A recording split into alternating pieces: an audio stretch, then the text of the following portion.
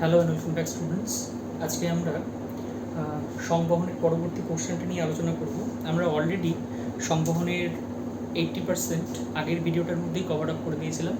তো এই জায়গাটার মধ্যে হচ্ছে আমরা মেনলি সংবহন তন্ত্র কী কী উপাদান দ্বারা তৈরি বা সংবহন তন্ত্রের প্রধান অঙ্গগুলো কী কী সেই বিষয়গুলো নিয়ে আলোচনা করব। ঠিক আছে, তার আগে বলে দিই, তোমাদের রক্ত নিয়ে আমি আগের দিনই কম বেশি সবটাই প্রায় বলে দিয়েছিলাম। যেটা শুধুমাত্র বাকি ছিল সেটা হচ্ছে রক্ততন্ত্র বা রক্ত জমাট বাঁধা। তো সাধারণত আমরা কি বলতে পারি, কাকে বলে রক্ততন্ত্র?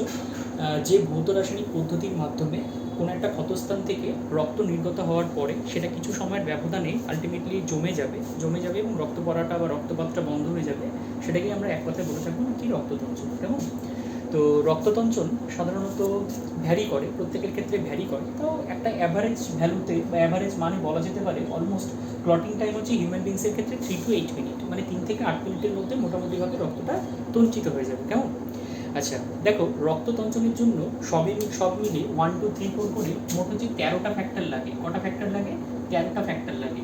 ক্লাস 11-এ যখন তোমরা উঠবে, যখন ফিজিওলজি পোর্শনে আসবে, তখন সাধারণত তোমরা রক্ততঞ্চন নিয়ে ডিটেলসে জানতে পারবে। তো আপাতত আমাদের ক্লাস 9-এর মধ্যে অল্প বিস্তার কিছুটা দেওয়া রয়েছে এবং সেখানে জাস্ট কী পার্টটা দেওয়া রয়েছে না, বেসিক পার্টটা, বেসিক জিনিসটা রক্ততঞ্চনটা কীভাবে লাগছে, কীভাবে হচ্ছে সেই জিনিসটা সম্পর্কে দেওয়া হয়েছে।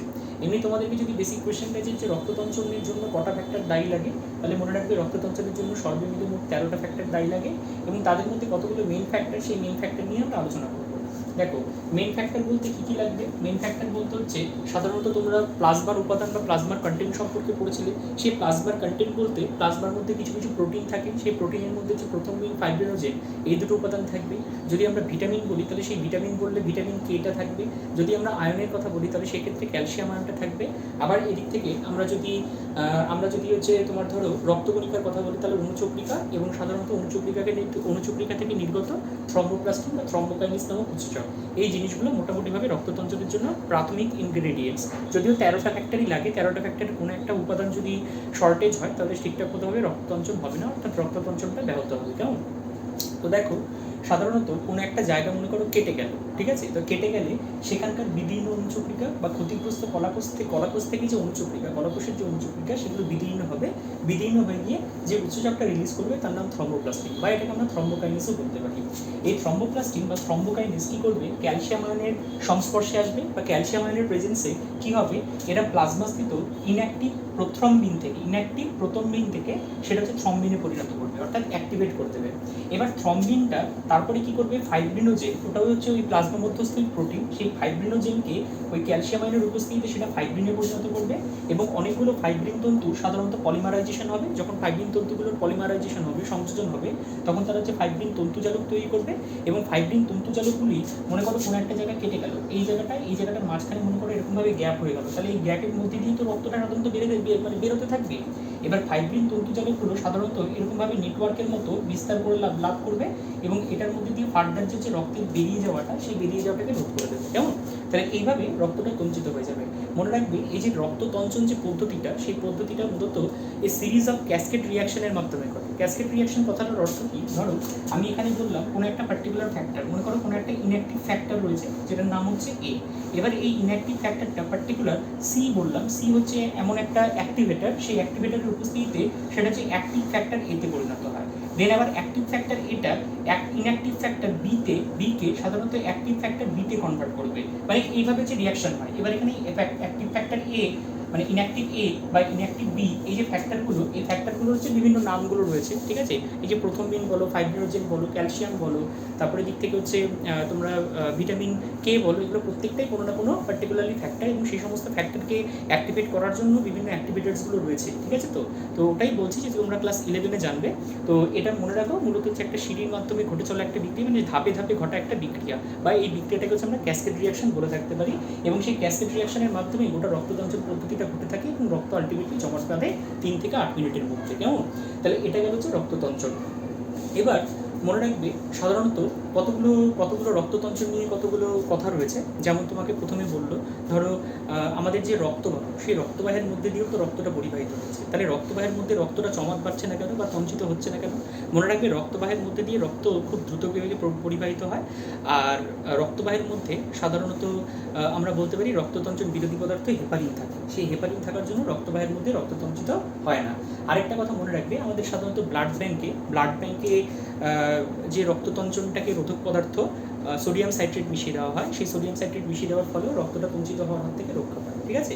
তাহলে তোমাকে প্রশ্ন এরকম আসতে পারে যে একটা প্রাকৃতিক রক্ততঞ্চক রোধক পদার্থ আর একটা হচ্ছে কৃত্রিম রক্ততঞ্চক রোধক পদার্থ। যদি আমরা কৃত্রিম রক্ততঞ্চক রোধক পদার্থের কথা চিন্তা করি তাহলে সেটা হতে পারে হেপারিন। আর যদি কৃত্রিম বলছি, যদি প্রাকৃতিক বলি তাহলে সেটা হতে পারে হেপারিন বা হিরুডিন। আর যদি হচ্ছে আমরা কৃত্রিম বলি তাহলে হতে পারে গিয়ে সেটা সোডিয়াম সাইট্রেট। কেমন? এই জিনিসগুলো মনে রাখবে। তাহলে আমাদের রক্তের পার্টটা কিন্তু মোটামুটিভাবে শেষ। এবার আমরা আসবো সাধারণত হৃৎপিণ্ড নিয়ে। কেমন? হৃৎপিণ্ড নিয়ে, অর্থাৎ রক্ত সম্বহনতন্ত্র। তোমাদেরকে আমি আগের দিনই বলেছিলাম রক্ত সম্বহনতন্ত্রের মেইন উপাদানগুলোকে আমরা যদি একটা ছকের মাধ্যমে দেখাই তাহলে আমরা বলতে পারি রক্ত সংবহনতন্ত্রের উপাদানগুলোকে আমরা যদি একটা ছকের মাধ্যমে দেখাই তাহলে সেটা রক্ত সংবহনতন্ত্র এটা হচ্ছে 3 ধরনের উপাদানের সহায়তায় গঠিত হয়। একটাকে হচ্ছে আমরা বলে থাকবো হৃৎপিণ্ড, একটাকে বলে থাকবো হচ্ছে আমরা রক্তবাহ, আরেকটাকে হচ্ছে আমরা কি বলবো, রক্ত। তাহলে আমরা অলরেডি রক্তবাহ নিয়ে হচ্ছে কমপ্লিট করে দিলাম। এবার রক্ত নিয়ে আমরা কমপ্লিট করে নিলাম। এবার রক্তবাহ হচ্ছে আবার 3 ধরনের হয়। কি 3 ধরনের হয়? একটাকে হচ্ছে আমরা বলে থাকবো শিরা, একটাকে হচ্ছে আমরা বলে থাকবো ধমনী, আরেকটাকে হচ্ছে আমরা বলে থাকি কি না, চালু। ঠিক আছে? তো এইটাকে যাওয়ার আগে আমরা আগে হৃৎপিণ্ড নিয়ে একটু দেখে নিই। ঠিক আছে? হৃৎপিণ্ডটা তোমরা যখন একটু ছোট ছিলে তখন তোমাদের কম বেশি হৃৎপিণ্ড নিয়ে একটা কনসেপশন ছিল। ক্লাস 6-এর যেটা এখন মডার্ন বইটা হয়েছে, বোর্ডের যে বইটা, সেই বোর্ডের বইয়ের মধ্যে একটু হৃৎপিণ্ড নিয়ে বলা হয়েছে। কেমন? তো সেটাকে হচ্ছে আমরা একটু ডিটেলসে জানার চেষ্টা করছি। ঠিক আছে? দেখো, এই যে এটা হচ্ছে মনে করো আমাদের হৃৎপিণ্ড, এটা হচ্ছে সাধারণত হৃৎপিণ্ড। অ্যাকচুয়ালি এটা এরকম দেখতে হয় না, এটা হচ্ছে জাস্ট লম্ব ছেড়ে হৃৎপিণ্ডটা দেখতে কিরকম হবে সেটাকে হচ্ছে বোর্ডের মধ্যে আমি ড্র করার চেষ্টা করেছি। তো হৃৎপিণ্ড কাকে বলে? রক্ত সংবহনতন্ত্রের অন্তর্গত যে অঙ্গ অনবরত ছান্দিক গতিতে স্পন্দিত হয়ে আমাদের সারা দেহে রক্ত সংবহন ঘটাবে সেটাকে হচ্ছে আমরা বলে থাকবো এক কথায় হৃৎপিণ্ড। কেমন? মনে রাখবে, এই হৃৎপিণ্ডের যে হচ্ছে দৈর্ঘ্যটা, সেই দৈর্ঘ্যটা হচ্ছে আমাদের একটা মুভ করলে যেরকম হয় না, অনেকটা সেরকম লাগে। মনে করো আমরা এখানে যদি মুভ করি তাহলে যেরকম হচ্ছে যেটা মোটামুটি হচ্ছে ওর হাইটটা হবে সেটাই হচ্ছে আমরা হৃৎপিণ্ডর অ্যাকচুয়াল সাইজটা আমরা বলে থাকতে পারি। বুঝতে পেরেছো তো? আর যদি আমরা এমনি নর্মাল রেঞ্জের মধ্যে লিখি তাহলে এটা হচ্ছে 12/8/6। ঠিক আছে? তো 12 সেন্টিমিটার দৈর্ঘ্য বিশিষ্ট, 8 সেন্টিমিটার এদের পুরুত্বটা হয় বা প্রস্থ হয়, আর এদিক থেকে 6 সেন্টিমিটার এদের পুরুত্বর মতো হয়ে থাকে। এটা হচ্ছে মোটামুটিভাবে হৃৎপিণ্ড এরকম ওরিয়েন্টেশনের মধ্যে থাকে। আর হৃৎপিণ্ডের মধ্যে যদি নর্মাল ওয়েটটা আমরা বলি তাহলে ওয়েট হিসাবে ধরলে এটা পুরুষদের দিয়ে 280 থেকে 340 গ্রামের মতো হয়ে থাকবে, আর এদিক থেকে মহিলাদের ক্ষেত্রে সেটা হচ্ছে 230 থেকে 280 গ্রামের মতো হয়ে থাকবে। কেমন? আচ্ছা, দেখো, এবার যদি আমরা চলে আসি একটা হৃৎপিণ্ডকে যদি আমরা লম্বচ্ছেদ করি, হৃৎপিণ্ডটা কোথায় অবস্থান করছে মনে রাখা হচ্ছে আমাদের এটা একটা ফুসফুস, এটা একটা ফুসফুস, এদিকে থাকে দুটো ফুসফুস। এবার দুটো ফুসফুসের মাঝখানে, ঠিক মাঝখানে এই জায়গাটাতে সামান্য বাঁ দিক ঘেঁষে একটু তির্যকভাবে অবস্থান করবে, হচ্ছে কি আমাদের হৃৎপিণ্ড। কেমন? আচ্ছা, মনে রাখবে মানব হৃৎপিণ্ডের না 4টা প্রকোষ্ঠ থাকে। মানব হৃৎপিণ্ড 4টা প্রকোষ্ঠে বিভক্ত। কি 4টা প্রকোষ্ঠে বিভক্ত?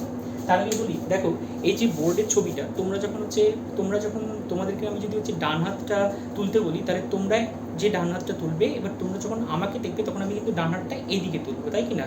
কাজেই তোমরা যখন ওই দিক থেকে বসে ডান দিকটা চিন্তা করছো তাহলে ডান দিকটা হয়ে যাচ্ছে কিন্তু এটা মাথায় রাখবে। এবার ধরো আমি তোমাদের মতো পজিশনে দাঁড়ালাম, তাহলে আমার ডান দিক কোনটা হলো? আমার ডান দিক হলো এটা, বাট এক্ষেত্রে ছবিতে ডান দিক কোনটা হবে? সেটা কিন্তু এটা, জাস্ট মিরর রিফ্লেকশন হিসেবে তোমাকে চিন্তা করতে হবে। তাহলে ডান দিক হবে এটা, আর বাম দিক হবে কি তোমার কোনটা? না এটা। কেমন? এবার ঠিক তেমনি হৃৎপিণ্ডের ক্ষেত্রেও তাহলে ডান দিকটা কিন্তু এটা, বাম দিকটা হচ্ছে এটা। বুঝতে পেরেছো? এবার এই হৃৎপিণ্ডের একদম উপরে আমি না এখানে কি করলাম, হৃৎপিণ্ডকে মাঝ বরাবর এরকম হচ্ছে দুটো খণ্ডের মধ্যে বিভক্ত করলাম। তাহলে হচ্ছে এদিকে উপরের দিকের দুটো প্রকোষ্ঠ গেল, আবার দিকে নিচের দিকের দুটো প্রকোষ্ঠ গেল। এবার উপরের দুটো প্রকোষ্ঠের মধ্যে এই সাইডের প্রকোষ্ঠটা এটা ডান দিকে রয়েছে, এই দুটো প্রকোষ্ঠ ডান দিকে রয়েছে, এই দুটো প্রকোষ্ঠ হচ্ছে কোন দিকে রয়েছে? বাম দিকে রয়েছে।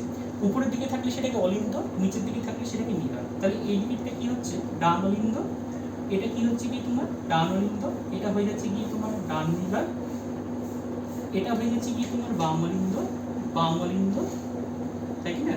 আর এটা হয়ে যাচ্ছে কি তোমার বাম। ঠিক আছে তো? বাম। এবার মনে রাখবে এই যে অলিন্দ দুটোকে সেপারেট করেছে এখানে একটা পাতলা পর্দা, এই পর্দাটাকে আমরা বলে থাকি হচ্ছে আন্ত অলিন্দ পর্দা, এটাকে আমরা বলে থাকতে পারি আন্ত অলিন্দ পর্দা, অলিন্দ পর্দা। আর এইটুকু পোর্শনটা মনে করো যে নিলয়কে সেপারেট করেছে, তাই জন্য এটাকে হচ্ছে আমরা বলে থাকবো আন্ত নিলয় পর্দা। আন্ত কি পর্দা বলবো? নিলয় পর্দা আমরা এটাকে বলে থাকবো, ঠিক আছে। এবার হৃৎপিণ্ডের সাথে সংযুক্ত অবস্থা রয়েছে কতগুলো পাইপ। এই পাইপগুলো নিয়ে পাইপগুলোর নাম আমরা জেনে নিই। দেখো এইখানে হচ্ছে একটা পাইপ রয়েছে, এই পাইপটাকে হচ্ছে আমরা বলে থাকবো, পাইপ বলতে যেটা একটা প্রকৃতপক্ষে শিরা, যেটাকে আমরা বলে থাকবো ঊর্ধ্ব মহাশিরা, এটাকে আমরা বলে থাকবো ঊর্ধ্ব মহাশিরা। আর এই সাইডের যে পাইপটা সেটাকে হচ্ছে আমরা বলে থাকবো মূলত নিম্ন মহাশিরা, নিম্ন মহাশিরা বলে থাকবো, কেমন? আচ্ছা দেখো এবার এখানে যে তিনটা হচ্ছে এরকম অংশ রয়েছে, এই যে এই অংশটা বা এটা হচ্ছে একটা প্রকৃতপক্ষে ধমনী, এটাকে হচ্ছে আমরা বলে থাকবো মহাধমনী। কি বলে থাকবো এটাকে আমরা? মহাধমনী। আর এই দিক থেকে এই যে অংশটা দেখতে পাচ্ছ, এই দিকের অংশটা, এটা দুটো ব্রাঞ্চ, এদিকে একটা ব্রাঞ্চ আছে, এদিকে একটা ব্রাঞ্চ আছে, এটাকে হচ্ছে আমরা বলে থাকবো ফুসফুসীয়, কি বলে থাকবো? ফুসফুসীয় ধমনী, ঠিক আছে। আচ্ছা এবার চারটা দেখো এরকম হচ্ছে পাইপের মতো অংশ, বা চারটা হচ্ছে শিরা, কার সাথে সংযুক্ত থাকবে না? বাম লিঙ্গের সাথে সংযুক্ত থাকবে। এদেরকে হচ্ছে আমরা বলে থাকবো ফুসফুসীয় শিরা। কি বলে থাকবো এদেরকে? আমরা ফুসফুসীয় শিরা বলে থাকবো, কেমন? ফুসফুসীয় শিরা বলবো। আচ্ছা এটা মনে রাখবে, এটা হচ্ছে পৃষ্ঠীয় মহাধমনীরই অংশ, ওই মহাধমনীর একটা অংশ, এটাকে আমরা পৃষ্ঠীয় মহাধমনী বলে থাকছি। এখানে নিলয়ের প্রাচীরে, এই যে নিলয়ের এই যে প্রাচীরে অসংখ্য খাজের মতো হচ্ছে আমরা কিছু কিছু অংশ আমরা দেখতে পাচ্ছি, বা নিলয়ের যে এই যে পেশিগুলো, এই পেশিগুলোকে হচ্ছে আমরা ক্যাপিলারি পেশি করতে পারি। নিলয়ের গাত্রে যে সমস্ত পেশিগুলো থাকবে, পেশিগুলো হচ্ছে এরকমভাবে উঁচুভাবে অবস্থান করবে। এই উঁচু পেশিগুলোকে হচ্ছে আমরা সাধারণত নিলয়ের ক্যাপিলারি পেশি বলে থাকতে পারি। নিলয়ের কী পেশি বলতে পারি? ক্যাপিলারি পেশি আমরা বলে থাকতে পারি, কেমন? আচ্ছা মনে রাখবি নিলয়ের প্রাচীরে বেশ কিছু খাজ থাকে, এই খাজগুলোকে হচ্ছে আমরা সাধারণত কলাম্নি কার্নি বলে থাকি। কি বলে থাকি? কলাম্নি কার্নি বলে থাকি, বুঝতে পারছি? সেগুলোকে আমি পয়েন্টে অফ করলাম না। এবার মনে রাখবে এইটা হচ্ছে ডানলিঙ্গ, এটা হচ্ছে ডানলিঙ্গ। এই ডানলিঙ্গ ডানলিঙ্গের সংযোগস্থলে তিন পাল্লা যুক্ত একটা কপাটিকা রয়েছে, যে কপাটিকা হচ্ছে আমরা বলে থাকি ত্রিপত্র কপাটিকা, ত্রিপত্র কপাটিকা, কেমন? আবার এদিক থেকে বামলিঙ্গের সংযোগস্থলে কপাটিকা রয়েছে, যে কপাটিকা হচ্ছে আমরা বলে থাকবো দ্বিপত্র কপাটিকা, দ্বিপত্র কপাটিকা। আবার ঠিক তেমনি এইটা হচ্ছে তোমার কি ডান নিলয়, আর এটা কি হচ্ছে তোমার কি ফুসফুসীয় ধমনী। ডান নিলয় আর এদিক থেকে ফুসফুসীয় ধমনীর সংযোগস্থলে এই কপাটিকাটা রয়েছে, এই কপাটিকাটার নাম হচ্ছে মনে রাখবে পালমোনারি কপাটিকা। কি কপাটিকা? পালমোনারি কপাটিকা, ঠিক আছে। আর এখানে এটা হচ্ছে তোমার বাম নিলয়, আর এটা হচ্ছে মহাধমনী, এর সংযোগস্থলে আমার এই কপাটিকা অবস্থান করছে।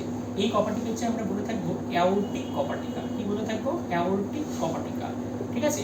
তাহলে পালমোনারি কপাটিকা, অ্যাওর্টিক কপাটিকা, এই নিয়ে গেল হচ্ছে মোটামুটি একটা হৃৎপিণ্ডে একটা নর্মাল অংশ বা নর্মাল পোর্শন, ঠিক আছে। এবার তোমরা দেখো হৃৎপিণ্ডের মধ্যে দিয়ে কীভাবে রক্ত সংবহন হয়, সেই সংবহন পদ্ধতিগুলোকে আমি এখন হচ্ছে এক্সপ্লেন করবো, কেমন? মনে রাখো যদি যে রক্তের মধ্যে মনে রাখবে কার্বন ডাই অক্সাইডের কন্টেন্টটা বেশি থাকবে, আর আচ্ছা কার্বন ডাই অক্সাইড কন্টেন্টটা কম থাকবে আর অক্সিজেনের কন্টেন্টটা বেশি থাকবে, সেই রক্তটাকে আমরা বলে থাকবো বিশুদ্ধ রক্ত। কি রক্ত বলে থাকবো? বিশুদ্ধ রক্ত বা pure blood. Actually pure blood impure blood বলে কিছু কথা হয় না, তোমাদের বইয়ের মধ্যে লেখা আছে বিশুদ্ধ রক্ত। যখনই বিশুদ্ধ রক্ত কনসেপ্টটা আসবে তখনই তোমাকে মনে রাখতে হবে সেই রক্তের মধ্যে অক্সিজেনের কন্টেন্টটা বেশি। আর যখনই তোমার দূষিত রক্তের কনসেপ্টটা আসবে তখন সেই রক্তের মধ্যে মনে রাখবে কার্বন ডাই অক্সাইডের কন্টেন্টটা বেশি থাকবে, অক্সিজেনের কন্টেন্টটা কম থাকবে। এটাকে হচ্ছে আমরা অ্যাকচুয়ালি ইমপিওর ব্লাড বলে চাচ্ছি। অ্যাকচুয়ালি ইমপিওর ব্লাড আর এদিক থেকে পিওর ব্লাড বলে কিছুই হয় না, প্রকৃতপক্ষে টার্মিনোলজিটা হলো একটা হচ্ছে মোর অক্সিজেনেটেড ব্লাড আর একটা হচ্ছে তোমার কি লেস অক্সিজেনেটেড ব্লাড। যদি মোর অক্সিজেনেটেড ব্লাড হয় তাহলে হচ্ছে less carbon die oxide content থাকবে, আর যদি লেস অক্সিজেনেটেড ব্লাড হয় তাহলে তার মধ্যে হচ্ছে কার্বন ডাই অক্সাইডের কন্টেন্টটা বেশি থাকবে, তাই না? আচ্ছা এবার দেখো, মনে রাখবে হৃৎপিণ্ড তো হচ্ছে একটা পাম্পের মতো যন্ত্র। তার মানে একবার হচ্ছে এরকমভাবে ও পাম্প করবে, মানে কন্ট্রাক্ট করবে, সংকোচন করবে, আর একবার হচ্ছে এইভাবে রিল্যাক্স করবে, সংকোচন হবে রিল্যাক্স করবে, সংকোচন হবে রিল্যাক্স করবে। এই যে সংকোচন এটাকে হচ্ছে আমরা বলে থাকবো তার কি সিস্টোল, আর এই যে প্রসারণ সেটাকে আমরা বলে থাকবো কি ডায়াস্টোল। তাহলে হৃৎপিণ্ড হচ্ছে একবার সিস্টোল হয়, সিস্টোলিক ফেসে থাকে, আরেকবার হচ্ছে ডায়াস্টোলিক ফেসে থাকে। একবার হচ্ছে সংকোচন করে, আরেকবার হচ্ছে প্রসারণ ঘটায়। এইভাবে হচ্ছে হৃৎপিণ্ড মূলত কাজ করতে পারে। এবার হৃৎপিণ্ডের মধ্যে দিয়ে রক্ত সংবহন পদ্ধতিটা কি করে হচ্ছে সেটা আমি দেখাই একবার। দেখো আমি যখন না গ্রিন কালারটা দিয়ে হাইলাইট করবো, অ্যাকচুয়ালি কি মনে রাখবে যে সাধারণত ইমপিওর ব্লাড অর্থাৎ যেটার মধ্যে কার্বন ডাই অক্সাইডের কন্টেন্টটা বেশি, সেই রক্তটা না একটু হচ্ছে কালচে বর্ণের হয়ে থাকে। আর যেটার মধ্যে হচ্ছে তোমার অক্সিজেনের কন্টেন্টটা বেশি সেটা হচ্ছে অ্যাকচুয়ালি পিওর অক্সিজেন, মানে সেটা হচ্ছে অ্যাকচুয়ালি মানে ডিপ লাল যেটাকে বলা হয় সেই লাল বর্ণের হয়ে থাকে। একটা হচ্ছে কালচে রঙের হয়ে থাকবে, আর হচ্ছে একটা হলো তোমার এমনি নর্মাল লাল বর্ণের হয়ে থাকবে। এবার মানে যেটা নর্মাল লাল সেটাকে অর্থাৎ পিওর ব্লাডটাকে আমি এই কালি দিয়ে হাইলাইট করব, আর যেটা ইমপিওর ব্লাড সেই ব্লাডটাকে হচ্ছে আমি, আমার কাছে তো আর অন্য কোনো কালি নেই, আমার হচ্ছে এই গ্রিন কালারটা রয়েছে, আমি তাহলে গ্রিন কালার দিয়ে সেটাকে হাইলাইট করব। এবার দেখো সারা শরীর থেকে হচ্ছে অবিশুদ্ধ রক্ত বলতে হচ্ছে বেশি কার্বন ডাই অক্সাইড যুক্ত রক্ত, অধিক কার্বন ডাই অক্সাইড যুক্ত রক্ত, এই যে ঊর্ধ্ব মহাশিরা আর এই যে নিম্ন মহাশিরা, এই ঊর্ধ্ব মহাশিরা আর নিম্ন মহাশিরার মাধ্যমে কোথায় চলে আসে? এই প্রকোষ্ঠের মধ্যে চলে আসে। কোন প্রকোষ্ঠ? এই প্রকোষ্ঠকে হচ্ছে আমরা বলে থাকবো ডান অলিন্দের মধ্যে চলে আসে। এবার মনে করো অলিন্দের যখন এরকম ভাবে কন্ট্রাকশন হলো, অলিন্দ যখন এইভাবে কন্ট্রাক্ট করলো, তখন এদের আর এইটা অর্থাৎ ডান অলিন্দ ডান নিলয়ের সংযোগস্থলে এই যে কপাটিকা, যে কপাটিকাটার নাম হচ্ছে ত্রিপত্র কপাটিকা, এই ত্রিপত্র কপাটিকাটার উন্মোচন হয়। এবার উন্মোচন হওয়ার মাধ্যমে রক্তটা কোথায় প্রবেশ করে? এই ডান অলিন্দ থেকে ডান নিলয়ের মধ্যে প্রবেশ করে। কোন রক্তটা প্রবেশ করছে? না, এটা হচ্ছে ইমপিওর ব্লাড, অর্থাৎ হচ্ছে যেটা মোর carbon die oxide containing blood, সেটাই হচ্ছে সাধারণত কোথার মধ্যে প্রবেশ করছে? না, ডান নিলয়ের মধ্যে প্রবেশ করছে। আবার মনে করো ডান নিলয় যখন সংকোচন হচ্ছে, তখন রক্তটা কি আবার বিপরীত ফ্লোতে চলে যেতে পারে, অর্থাৎ সেটা অলিন্দের মধ্যে চলে যেতে পারে। সেটা যাতে না হয় তার জন্য কপাটিকাগুলো সেই জায়গাটা সিল করে দিচ্ছে, অর্থাৎ ত্রিপত্র কপাটিকা সেই জায়গাটাকে সিল করে দিচ্ছে। এই মুমেন্টে কি হচ্ছে? রক্তটা এই রাস্তাটা না পেয়ে ও অন্য কোনো একটা পরিপূরক রাস্তা ধরছে, এবং সেই রাস্তাটা হচ্ছে এই রাস্তা বলতে সেটা এই যে ধরো পালমোনারি কপাটিকা, যেটা কার সংযোগস্থলে রয়েছে? না, ডান নিলয় আর এদিক থেকে ফুসফুসীয় ধমনীর সংযোগস্থলে রয়েছে। তার মাধ্যমে এই ফুসফুসীয় ধমনী হয়ে সেটা চলে যাচ্ছে কোথায়? ফুসফুসের মধ্যে। কোথায় চলে যাচ্ছে? এখান থেকে ব্লাডটা চলে যাচ্ছে ইভেন্চুয়ালি ফুসফুসের মধ্যে। কেন ফুসফুসের মধ্যে যাচ্ছে? কারণ তোমরা একটা জিনিস চিন্তা করো, ফুসফুসের মধ্যে সাধারণত অ্যালভেলাইগুলো, সেই অ্যালভেলাইয়ের মধ্যে হচ্ছে অক্সিজেন স্টোর থাকছে। কাজেই হচ্ছে রক্তটাকে যদি হচ্ছে ফ্রেশ হতে হয়, তাহলে সাধারণত ফুসফুসের যে রক্তচালকগুলো থাকবে, মানে অ্যালভেলাইকে বেষ্টন করে যে রক্তচালকগুলো থাকবে, তাদের মধ্যে দিয়ে হচ্ছে গ্যাসিয়াস এক্সচেঞ্জটা হবে, এবং কার্বন ডাই অক্সাইডটা, যেহেতু এখানে কার্বন ডাই অক্সাইডের কন্টেন্টটা বেশি, তাই জন্য কার্বন ডাই অক্সাইডটা ফুসফুসের রক্তচালকের মধ্যে চলে যাবে। আর যেহেতু হচ্ছে ফুসফুসের রক্তচালকের মধ্যে অ্যালভেলাইয়ের রক্তচালকগুলোর মধ্যে সাধারণত অক্সিজেনের কন্টেন্টটা বেশি, তো সেই অক্সিজেনটা হচ্ছে আবার ব্লাডের মধ্যে ফিরে আসবে। এইভাবে হচ্ছে এক্সচেঞ্জটা হবে, এবং এই এক্সচেঞ্জের ফলে ধীরে ধীরে কি হবে? সাধারণত ব্লাডটা এরপর হচ্ছে পিওর ব্লাডে কনভার্ট হয়ে যাচ্ছে, মানে মোর অক্সিজেনেটেড ব্লাডে কনভার্ট হয়ে যাচ্ছে। এবার মোর অক্সিজেনেটেড ব্লাড, তার মানে আমি কালারটা এখন চেঞ্জ করে দিচ্ছি। চেঞ্জ কালারটা করে আমি কি কালার নিলাম? এই রেড কালার নিলাম। তাহলে এই যে এবার যে ব্লাডটা আসলো, সেই ব্লাডটা কি আসবে? এই যে চারটা এই ধরনের ধরো যে শিরা এটার সাথে যে সংযুক্ত অবস্থায় রয়েছে, চারটা শিরা রয়েছে, যেটাকে আমরা ফুসফুসীয় শিরা বলছি। এই ফুসফুসীয় শিরার মাধ্যমে সেটা কোথায় চলে আসলো? না, এদিক থেকে বাম অলিন্দের মধ্যে চলে আসলো। একই প্রসিডিওর, বাম অলিন্দ যখন সংকোচন করে, তখন আবার তাদের মধ্যবর্তী স্থানের যে কপাটিকা, সেই কপাটিকার উন্মোচন হয়, এবং রক্তটা এই কপাটিকার মধ্যে দিয়ে কোথায় প্রবেশ করে?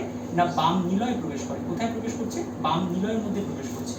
আবার একইভাবে বাম নিলয়ের যখন সংকোচন হয়, তখন ব্লাডটা আবার কোথায় রাস্তা খুঁজে পায়? এখান দিয়ে ঘুরে আবার এইদিকে হচ্ছে রাস্তা খুঁজে পায়, এদিকে রাস্তা খুঁজে পায় বলতে অর্থাৎ এটা অ্যাওর্টিক কপাটিকাকে খুঁজে পায়, এবং অ্যাওর্টিক কপাটিকার মাধ্যমে ওরা অ্যাওর্টার মধ্যে পৌঁছায়, অর্থাৎ তোমার হচ্ছে মহাধমনীর মধ্যে পৌঁছায়, এবং সেই মহাধমনীর মাধ্যমে চতুর্দিকে সেটা হচ্ছে ছড়িয়ে পড়ছে, অর্থাৎ সারা দেহের মধ্যে দিয়ে ছড়িয়ে পড়ছে।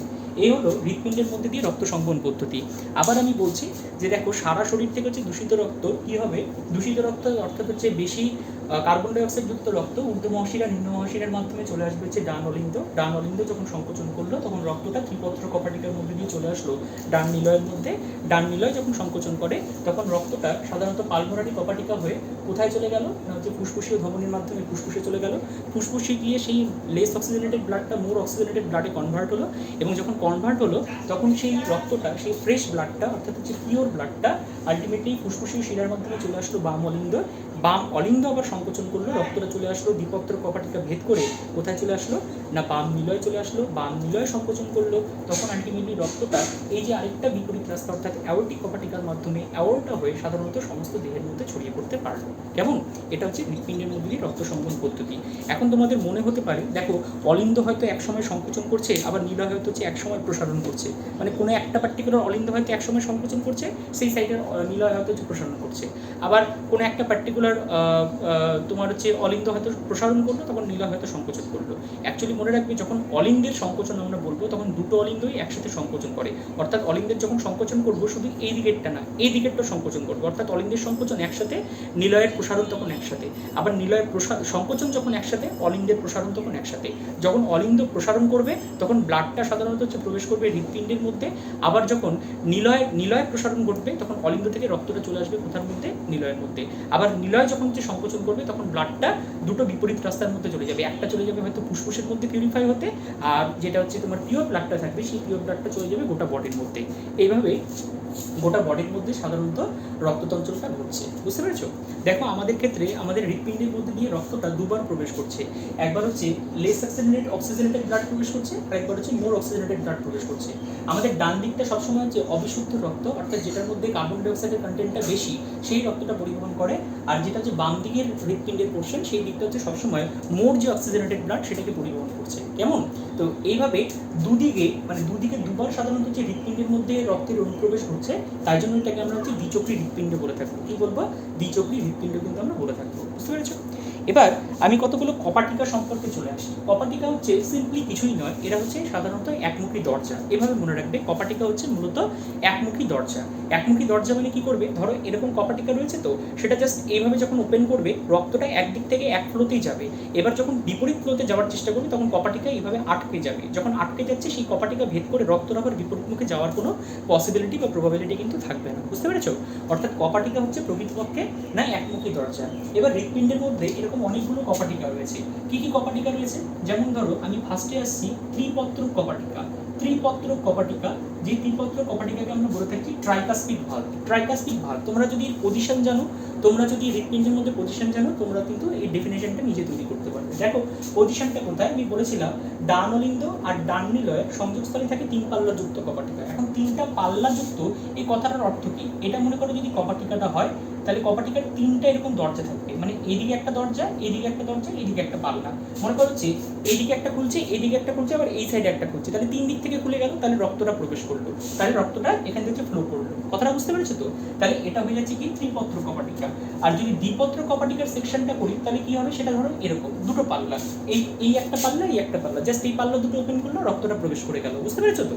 আচ্ছা, তাহলে এখান থেকে কি হলো, ত্রিপত্র কপাটিকা এদের অবস্থানটা কোথায় হচ্ছে, এটা হচ্ছে তোমার ডান অলিন্দ, আর এটা হচ্ছে কি তোমার ডান নিলয়। তাহলে ডান অলিন্দ ডান নিলয় সংযোগস্থলে যে তিন পাল্লা যুক্ত কপাটিকা অবিশুদ্ধ রক্ত, অর্থাৎ বেশি কার্বন ডাই অক্সাইড যুক্ত রক্তকে ডান অলিন্দ থেকে ডান নিলয়ে আসতে সাহায্য করবে, কিন্তু বিপরীত পথে যেতে বাধা প্রদান করবে, তাকে আমরা বলে থাকবো ত্রিপত্র কপাটিকা। এটাই যদি হচ্ছে আমরা বলে থাকি দ্বিপত্র কপাটিকা, বা যেটাকে আমরা বলে থাকবো মাইট্রাল ভালভ। সেই দ্বিপত্র কপাটিকা কাকে বলবো? বাম অলিন্দ আর বাম নিলয়ের সংযোগস্থলে অবস্থিত যে দুই পাল্লাযুক্ত কপাটিকা রক্তকে বাম অলিন্দ থেকে বাম নিলয়ে আসতে সাহায্য করে, কিন্তু বিপরীত পথে যেতে বাধা দেয়, তাকে আমরা বলে থাকবো দ্বিপত্র কপাটিকা। নেক্সট আসবে হচ্ছে আমরা মনে করো পালমোনারি কপাটিকা। পালমোনারি কপাটিকা। পালমোনারি কপাটিকা কাকে বলছে? পালমোনারি কপাটিকা কোথায় আছে দেখো, এই যে কপাটিকাটা, এই কপাটিকাটার অ্যাকচুয়াল অবস্থানটা হচ্ছে এই জায়গা আর এই জায়গার মাঝখানে, অর্থাৎ এটাকে আমরা ফুসফুসীয় ধমনী বলবো, আর এই জায়গাটাকে হচ্ছে আমরা কি বলে থাকবো না ডান নিলয়। তাহলে ডান নিলয় আর ফুসফুসীয় ধমনীর সংযোগস্থলে অবস্থিত যে অর্ধচন্দ্রাকার কপাটিকা রক্তকে ডান নিলয় থেকে ফুসফুসীয় ধমনীতে প্রেরণে সাহায্য করে, কিন্তু বিপরীত পথে আসতে বাধা প্রদান করবে, তাকে হচ্ছে আমরা বলে থাকবো পালমোনারি কপাটিকা। নেক্সট যদি হচ্ছে আমরা চলে আসি, সেটাকে আমরা বলে থাকবো অ্যাওর্টিক কপাটিকা। অ্যাওর্টিক কপাটিকা, অ্যাওর্টিক কপাটিকা মনে রাখবি অ্যাওর্টার সাথে রিলেটেড, তাই জন্য নামটা অ্যাওর্টিক কপাটিকা। এটা হচ্ছে অ্যাওর্টা আমাদের, অর্থাৎ মহাধমনিকা, আর এটা হচ্ছে মনে করো আমাদের কি নিলয় না হচ্ছে বাম নিলয়। বাম নিলয় আর মহাধমনির সাথে কানেকশন রাখছি এই যে অর্ধচন্দ্রাকার কপাটিকা। এই অর্ধচন্দ্রাকার কপাটিকাটা কি করবে, রক্তকে এইখান থেকে এইখানে যেতে, অর্থাৎ বাম নিলয় থেকে মহাধমনিতে প্রেরণে সাহায্য করবে, কিন্তু বিপরীত পথে আসতে বাধা প্রদান করবে, তাই জন্য এটাকে হচ্ছে আমরা বলে থাকবো অ্যাওর্টিক কপাটিকা। এছাড়া আরো দুটো কপাটিকা হচ্ছে রক্তের মধ্যে মানে হৃৎপিণ্ডের মধ্যে অবস্থান করছে। একটা হচ্ছে আমরা বলে থাকবো থিবেসিয়ান কপাটিকা, থিবেসিয়ান কপাটিকা, আর একটা হচ্ছে আমরা বলে থাকবো ইউস্টেচিয়ান কপাটিকা, ইউস্টেচিয়ান কপাটিকা। ঠিক আছে তো? ইউস্টেচিয়ান কপাটিকা। এই দুটো কপাটিকার রিলেটিভ পজিশন কোথায়? ধরো এটা হচ্ছে ঊর্ধ্ব মহাশিরা আর ডান অলিন্দের সংযোগস্থলে যে অর্ধচন্দ্রাকার কপাটিকা থাকবে সেটাকে হচ্ছে আমরা বলে থাকবো থিবিসিয়ান কপাটিকা, আর নিম্ন মহাশিরা আর ডান অলিন্দের সংযোগস্থলে যে কপাটিকাটা থাকবে অর্ধচন্দ্রাকার কপাটিকা তাকে আমরা বলে থাকবো ইউস্টেচিয়ান কপাটিকা। কাজটা কি হবে? এরা হচ্ছে রক্তকে এই যে ঊর্ধ্ব মহাশিরা বা নিম্ন মহাশিরা থেকে সাধারণত ডান অলিন্দে প্রেরণে সাহায্য করবে, কিন্তু বিপরীত পথে যেতে অবশ্যই বাধা প্রদান করবে। বুঝতে পেরেছো? তাহলে এটা গেল হচ্ছে হৃৎপিণ্ডের সাথে সংযুক্ত বিভিন্ন রকমের তোমার বিভিন্ন ধরনের তোমার রক্তবাহ, যেটা হচ্ছে তোমার ফুসফুসে ধমনী, ফুসফুসে শিরা থেকে শুরু করে বিভিন্ন কপাটিকা থেকে শুরু করে সব জিনিসগুলো আমি কম বেশির মধ্যে বলতাম। আর এটাকে ডাবল সার্কুলেশন কেন বলা হয়? কারণ যেহেতু রক্তটা দুবার অনুপ্রবেশ করছে তাই জন্য এটাকে ডাবল সার্কুলেশন আমরা বলে থাকছি। আশা করি এই জিনিসটা তোমাদের কাছে মোটামুটিভাবে ক্লিয়ার। কেমন? এবার আমি চলে আসছি হৃৎপিণ্ডের কিছু দেখো, এই যে হৃৎপিণ্ড যে অ্যাকচুয়ালি কাজ করছে বা হৃৎপিণ্ড যে হচ্ছে অ্যাকচুয়ালি বিট করছে, নিশ্চয়ই কিছু না কিছু রয়েছে হৃৎপিণ্ডের মধ্যে যেটা সেটাকে বিট করতে সাহায্য করছে, এবং সেই যে জিনিসটা বা যেই অংশগুলো এই হৃৎপিণ্ডকে বিট করতে সাহায্য করছে সেগুলো আর কিছুই নয়, প্রকৃতপক্ষে এক ধরনের সহযোগী কলা যারা হচ্ছে হৃদাবেগ সৃষ্টি করে থাকে, এবং সেই সহযোগী কলাগুলোরই ইংরেজি নাম হচ্ছে junctional tissues of the heart. এবার এই যে জাংশনাল টিস্যু, হার্টের যে সমস্ত বিশেষ সংযোগী কলা, সেই সংযোগী কলা কটা রয়েছে সেটা নিয়ে হচ্ছে আমরা এখন ডিটেলসে আলোচনা করব। তার জন্য একটা সিম্পল ডায়াগ্রাম তোমাদের আমি এখানে অলরেডি আঁকিয়ে দিয়েছি। এই জায়গাটার মধ্যে আমি তোমাদেরকে পয়েন্ট আউট করে দেখাচ্ছি যে কোনটা কি বলবো। দেখো, বিশেষ সহযোগী কলা বা জাংশনাল টিস্যুসগুলো কি রয়েছে। ফার্স্টে যেটা রয়েছে মনে করো SA node, sino atrial node. Next আছে মনে করো এভি নোড, যেটাকে আমরা বলে থাকবো অ্যাট্রিও ভেন্ট্রিকুলার নোড। তারপরে রয়েছে হচ্ছে মনে করো তোমাদের হিজের বান্ডিল বা বান্ডিল অফ হিজ, যেটাকে আমরা হিজের বান্ডিল বলে থাকবো। তারপরে আমাদের রয়েছে পার্কিনজি তন্তু। তারপরে আমাদের রয়েছে আন্তর্নোডীয় তন্তু। তারপরে আরেকটা রয়েছে মনে করো ব্যাকম্যানের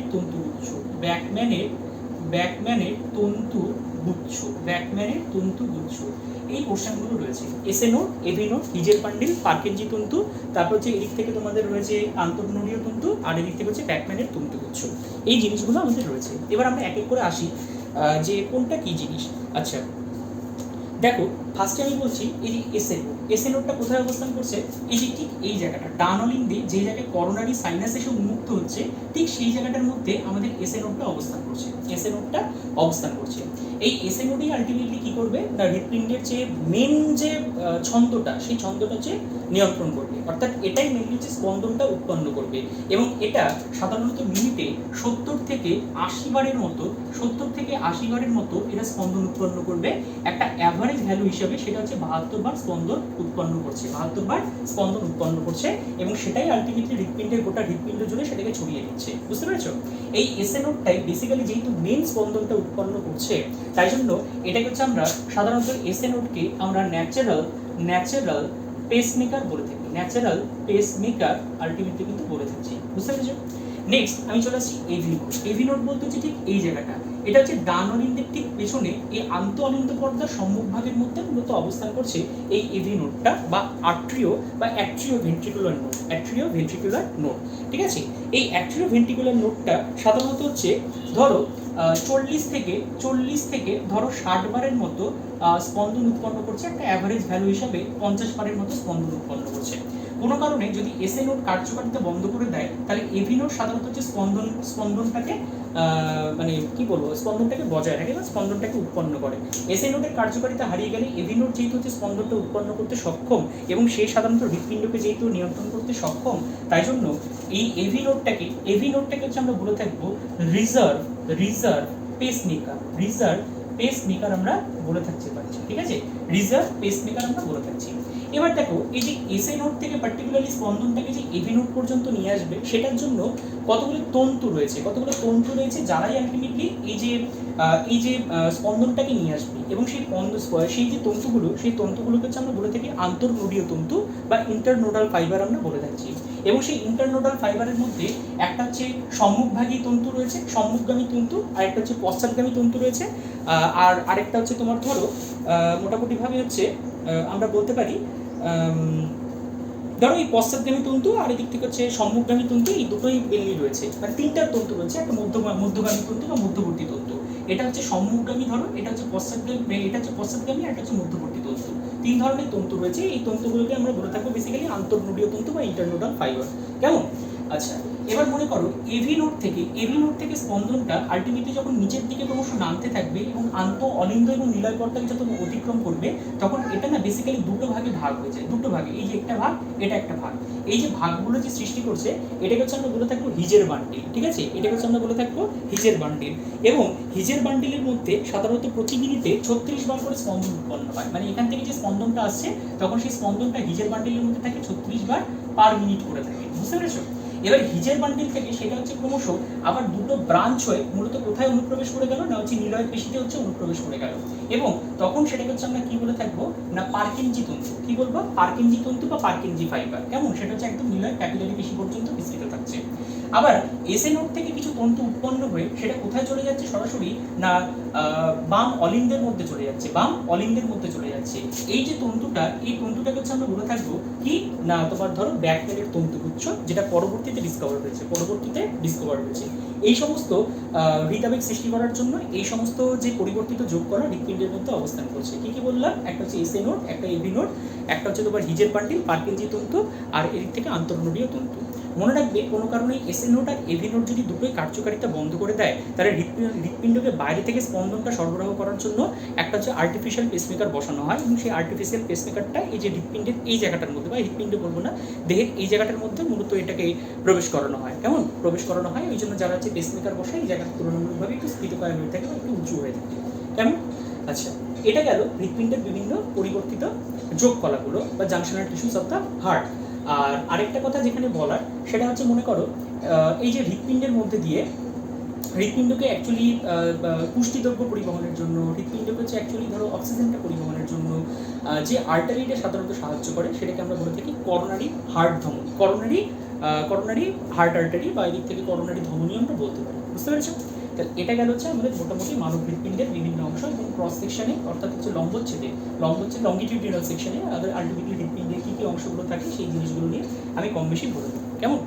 এবার আমি আসছি দেখো রক্ত সংবহনতন্ত্রের অন্তর্গত যে বিভিন্ন রক্তবাহগুলো নিয়ে। রক্ত সংবহনতন্ত্রের অন্তর্গত যে রক্তবাহ, সেই রক্তবাহগুলো হচ্ছে আমরা মূলত তিন ভাগে ভাগ করতে পারি। একটাকে আমরা বলতে পারি হচ্ছে শিরা, একটাকে বলতে পারি হচ্ছে আমরা ধমনী, আর একটাকে হচ্ছে আমরা বলে থাকতে পারি নাকি রক্তচাপ। তিনটা বলতে পারি। কি কি বললাম? একটা হচ্ছে শিরা, একটা হচ্ছে ধমনী, আর একটা হচ্ছে রক্তচাপ। দেখো আমি এখানে একটা টিপিক্যাল ডায়াগ্রাম আমি আঁকিয়ে দিয়েছি। মনে করো এটা দিয়ে কি করছে, এটা হচ্ছে রক্তটা ধরো বেরিয়ে যাচ্ছে। অ্যাকচুয়ালি এখান দিয়ে আমার ছবিটা ভুল হলো, এটা হচ্ছে তোমার এটা কি হচ্ছে আমি নীল দিয়ে দেখাতে পারতাম, এটা আমার একটু ভুল হয়ে গেছে বলতে আমি এই দিক থেকে হচ্ছে নীলটা দেখাতে পারি না, কারণ আমার ডান দিকটা যেহেতু হচ্ছে বিশুদ্ধ রক্ত, দূষিত রক্ত, অর্থাৎ মোর কার্বন ডাইঅক্সাইড কন্টেনিং ব্লাডটাকে পরিবহন করে, তাই জন্য ওটাকে হচ্ছে আমরা শিরার জিনিসটাই দেখাতে হবে। এই দিক থেকে হচ্ছে আমার শিরার প্রেজেন্সটাই দেখাতে হবে।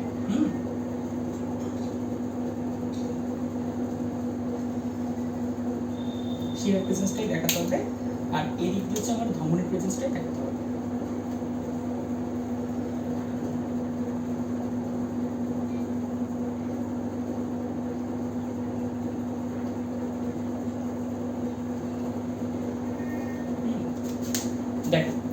দেখো এই ছবিগুলো দেখে আমরা কি দেখতে পাচ্ছি? একটা রক্তবাহ মূলত হৃৎপিণ্ড থেকে উৎপন্ন হচ্ছে, সেই হৃৎপিণ্ডের মধ্যে দিয়ে, হৃৎপিণ্ড থেকে উৎপন্ন যে রক্তবাহের মধ্যে দিয়ে আলটিমেটলি বিশুদ্ধ রক্ত, অর্থাৎ কি হচ্ছে মোর অক্সিজেনেটেড ব্লাড বা অক্সিজেন কন্টেনিং ব্লাড যখন সারা শরীরের মধ্যে পরিগণিত হচ্ছে, তখন সেটাকে হচ্ছে আমরা বলে থাকবো আর্টারি বা ধমনী বলে থাকবো, আর্টারি বা কি বলে থাকবো? ধমনী। হ্যাঁ, এবার ধমনী যখন ক্ষুদ্র ক্ষুদ্র জালকের মধ্যে বা ক্ষুদ্র ক্ষুদ্র আরো রক্তবাহের মধ্যে সৃষ্টি করে বা রক্তবাহের মধ্যে সেটা পরিণত হয়, তখন সেটাকে হচ্ছে আমরা বলে থাকবো আর্টেরিয়ল, বা এদিক থেকে উপধমনিকা আমরা বলতে পারি। এবার ধরো এবার কি হচ্ছে জালক থেকে উৎপন্ন, এটাকে হচ্ছে আমরা বলে থাকবো জালক। এই জালক থেকে উৎপন্ন যে রক্তবাহের মধ্যে দিয়ে দূষিত রক্ত মূলত হৃৎপিণ্ডের মধ্যে দিয়ে, দূষিত রক্ত হলে তার কালারটা আমি দেখেছিলাম গ্রিন দিয়ে, তাহলে হচ্ছে এই দূষিত রক্তটা বা এদিক থেকে মোর কার্বন ডাইঅক্সাইড কন্টেনিং ব্লাডটা যখন হৃৎপিণ্ডের মধ্যে ফিরে যাচ্ছে, তখন সেটাকে হচ্ছে আমরা বলে থাকবো কি না, ধরো হচ্ছে শিরা। হ্যাঁ, দেখো ইন জেনারেল আমরা এখান থেকে কি বুঝতে পারছি, একটা জিনিস ক্লিয়ার, যে ধমনী সাধারণত বেশি অক্সিজেনযুক্ত রক্তই পরিবহন করে, আর শিরা সাধারণত হচ্ছে বেশি কার্বন ডাইঅক্সাইড যুক্তই রক্ত পরিবহন করে। তবে এদের ক্ষেত্রে দুটো এক্সেপশন রয়েছে। এক্সেপশন বলতে কীরকম এক্সেপশন? দেখো তোমরা এখানে এই যে হার্টের যে ছবিটা পড়লে বা হার্টটা যেটা জানলে, হার্টের মধ্যে কী জানলে? এটা হচ্ছে ফুসফুসীয় ধমনিকা, এবং সেই ফুসফুসীয় ধমনিকার মধ্যে দিয়ে কী পরিবাহিত হচ্ছে? ফুসফুসীয় ধমনিকার মধ্যে দিয়ে আমাদের সাধারণত দূষিত রক্তটা পরিবাহিত হচ্ছে, আবার এদিক থেকে ফুসফুসীয় শিরার মধ্যে বিশুদ্ধ রক্তটা পরিবাহিত হচ্ছে। তাহলে এই দুটো হচ্ছে এক্সেপশনাল কেস। আদারওয়াইজ সাধারণত ধমনী বিশুদ্ধ রক্তই পরিবহন করে আর শিরা দূষিত রক্তই পরিবহন করবে।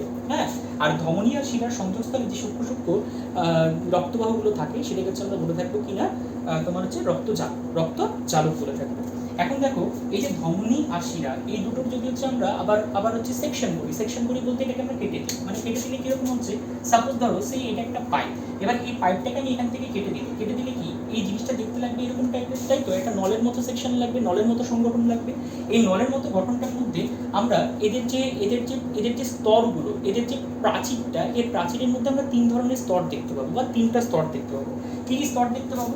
একটা থাকবে যে তার বাইরের স্তর থাকবে, যে বাইরের স্তরটাকে হচ্ছে আমরা বলে থাকি টিউনিকা এক্সটার্না বলতে পারি, একটা হচ্ছে মিডিলের স্তর যেটা হচ্ছে টিউনিকা মিডিয়া বলে থাকতে পারি, আর একটা হচ্ছে ভেতরের দিকের স্তর যেটা হচ্ছে আমরা টিউনিকা ইন্টারনা বলতে পারি। একটা হচ্ছে টিউনিকা এক্সটার্না, একটাকে বলতে পারি হচ্ছে আমরা টিউনিকা ইন্টারনা, আর একটাকে আমরা বলে থাকি হচ্ছে টিউনিকা মিডিয়া, ঠিক আছে? এবং এদের মাঝখানে যে গহ্বরটা থাকছে সেটাকে হচ্ছে আমরা গহ্বর বা ক্যাভিটি বেসিক্যালি বলে থাকছি। আর এদিক থেকে দেখো এটা হচ্ছে একটা ধমনীর ক্রস সেকশন। এবার ধমনীর যদি ক্রস সেকশনটা তুমি ভালো মতো ভাবে দেখো তাহলে এখানে কি দেখা যাচ্ছে? এদের প্রাচীরটা কিন্তু যথেষ্টই পুরু, এবার প্রাচীরটা যদি এতটা পুরু হচ্ছে তাই জন্য গহ্বরটা তুলনামূলকভাবে কি হয়ে যাচ্ছে? ছোট হয়ে যাচ্ছে, তাই তো? আবার আমি এটা যদি শিরার মধ্যে চলে আসি তাহলে শিরার মধ্যে কি হচ্ছে তুমি ভালো করে দেখো, শিরার মধ্যে প্রাচীরটা কিন্তু এইটুকু থাকছে, প্রাচীরের যে পুরুত্বটা সেই পুরুত্বটা কিন্তু তুলনামূলকভাবে কম। আর এদের এমনি যে ওভারঅল স্তরগুলো কিন্তু সেম বলতে কি থাকছে? একটা হচ্ছে টিউনিকা এক্সটার্না, একটা হচ্ছে টিউনিকা ইন্টারনা, আর একটা হচ্ছে টিউনিকা মিডিয়া, কেমন?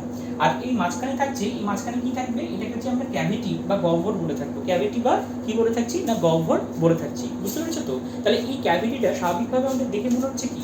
দেখে মনে হচ্ছে নো ডাউট এটা বড়, এটা হচ্ছে এখান থেকে এতখানি পর্যন্ত, আর এটা কিন্তু মাত্র এখান থেকে এতখানি পর্যন্ত। তাহলে তুমি নিশ্চয়ই দেখতে পাচ্ছ যে এটা হচ্ছে বেশি বড়, এটা হচ্ছে ছোট। এই জন্য শিরার মধ্যে দিয়ে রক্তের যে ফ্লোটা, সেই ফ্লোটা সাধারণত দ্রুত গতিতে হয়। এবার এই দ্রুত গতির এই ফ্লোটাকে আটকানোর জন্য সাধারণত ন্যাচারালি এই শিরার মধ্যে কিন্তু কপাটিকার এক্সিস্টেন্স লক্ষ্য করা যায়, ঠিক আছে? যেটা ধমনিকার মধ্যে কিন্তু লক্ষ্য করা যায় না, মনে রাখবে শিরাকে না আমরা আবার দুভাগে ভাগ করতে পারি। একটাকে হচ্ছে আমরা বলতে পারি সিস্টেমিক শিরা, আরেকটাকে বলে থাকতে পারি হচ্ছে আমরা পোর্টাল শিরা। কি বললাম? একটাকে সিস্টেমিক শিরা বলছি, আরেকটাকে আমরা বলে থাকতে পারি হচ্ছে পোর্টাল শিরা। কাকে বলছে সিস্টেমিক শিরা? মনে করো হচ্ছে যখন কি হলো না, ধর হচ্ছে একদম নর্মাল ওয়েতে জালক থেকে সাধারণত শিরা উৎপন্ন হলো, জালক থেকে শিরা উৎপত্তি হচ্ছে এবং দেহের অন্যত্র কোথাও ফার্দার জালক সৃষ্টি না করে বা অন্যত্র কোথাও ফার্দার না ওয়েট করে সেটা সরাসরি হৃৎপিণ্ডের মধ্যে ব্যাক করছে, তখন সেটাকে হচ্ছে আমরা বলে থাকবো সিস্টেমিক শিরা।